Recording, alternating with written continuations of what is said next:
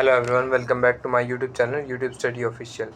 आज के इस वीडियो में हम बात करेंगे कि 2024 में ड्यू सोल के री एग्ज़ाम यानी कि फर्स्ट थर्ड फिफ्थ और सेकंड फोर्थ और सिक्स सेमेस्टर में अगर कोई सी भी स्टूडेंट की बैक या ईआर आ जाती है किसी भी कारण से, तो उन लोगों का री एग्ज़ाम कब होगा। तो री एग्ज़ाम को पहले तो मैं आपको कुछ थोड़ा सा बेसिक वो देता हूँ कि क्या है री एग्ज़ाम।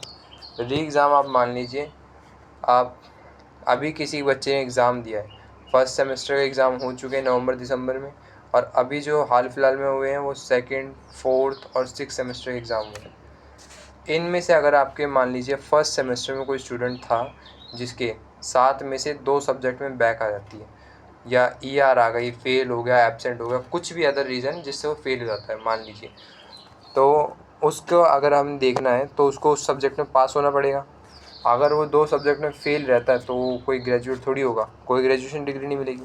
तो ऐसे में उसको क्या करना पड़ेगा, हर साल जो है आपको, जैसे फर्स्ट सेमेस्टर में कोई स्टूडेंट है तो उसको अपने ईआर या बैक या फेल वाले सब्जेक्ट को थर्ड सेमेस्टर में देना होगा। थर्ड सेमेस्टर में कोई फेल है तो उसको फिफ्थ में देना होगा। उसी प्रकार से सेकंड में जो फेल आएगा उसको फोर्थ में जो फेल आएगा सिक्स्थ में। यानी अगले सेमेस्टर जो आपका आएगा उस सेमेस्टर के साथ में आपको अपना एग्ज़ाम देना पड़ेगा।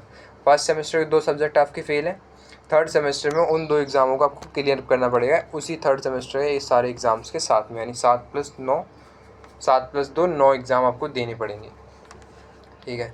सेकंड कंडीशन ये है कि अगर आपके 2 सब्जेक्ट हैं तो 2 सब्जेक्ट का आपको 500 रुपये पर सब्जेक्ट पे करना होगा, यानी कि 1000 रुपये आपको, अगर 2 सब्जेक्ट हैं तो देने हैं।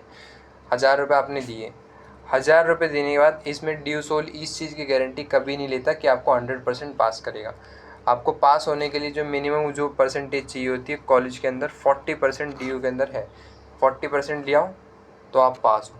लेकिन इस 40% में भी बहुत कम ऐसा चांस है कि आप पास ही होगी, क्योंकि हर कोई आपको पास नहीं करता। इसके लिए आपको क्या करना पड़ेगा, आपको जो मेरी जो सजेशन है मेरे हिसाब से कम 50% से 65% के बीच में आप नंबर लाओ। अगर 50% या उससे अबव लाते हो तो 110% है कि आप चांस है आपके कि पास होगे।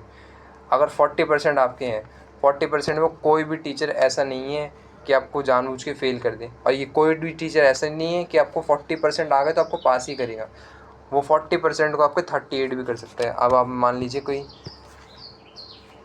20 नंबर का या क्वेश्चन है, तो उसके लिए मिनिमम कितने पेज लिखोगे आप, 4 6 लिखोगे इतने।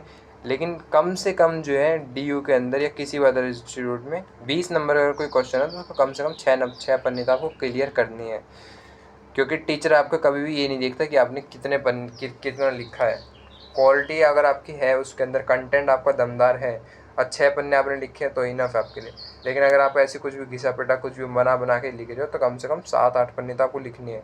20 पेज में अगर कोई आपने 6 पन्ने अगर आपने लिखे हैं 20 नंबर के लिए, तब भी 20 नंबर आपको नहीं मिलेंगे। 15 से 18 के बीच में आपको कोई भी टीचर नंबर देगा। अब 15 भी बहुत कम टीचर ऐसे होते हैं कि दे देते हैं। 15 तो आपको मान के चल दीजिए कि 15 से ऊपर मिलेंगे ही नहीं 6 नंबर पे। तो और सेकंड थिंग ये, अगर अब आप चाहोगे कि भाई मैंने अभी एग्ज़ाम दिया है और मैंने री एग्ज़ाम देने के बाद भी मेरी उस एग्ज़ाम में बैक आ गई, तब मैं क्या करूँगा। क्या डी सोल के अंदर ऐसा है कि मैं इसको कितनी बार दे सकता हूँ?